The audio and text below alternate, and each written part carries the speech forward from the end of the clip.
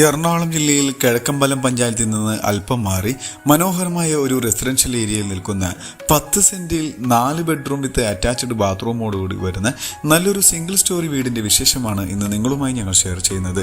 നല്ലൊരു റെസിഡൻഷ്യൽ ഏരിയയിൽ നിൽക്കുന്ന ഈ വീട് 2018ലെയും 19ലെയും പ്രളയം ബാധിക്കാത്ത ഒരു ഏരിയയിലാണ് നിൽക്കുന്നത്.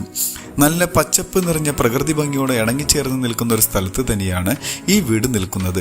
ഇവിടെ നിന്നും കാക്കനാട് ഇൻഫോ പാർക്കിലേക്ക് 16 കിലോമീറ്റർ മാത്രമേ ദൂരം വരുന്നുള്ളൂ. നല്ലൊരു ബോക്സി ടൈപ്പിൽ തന്നെയാണ് വീടിന്റെ എലിവേഷൻ.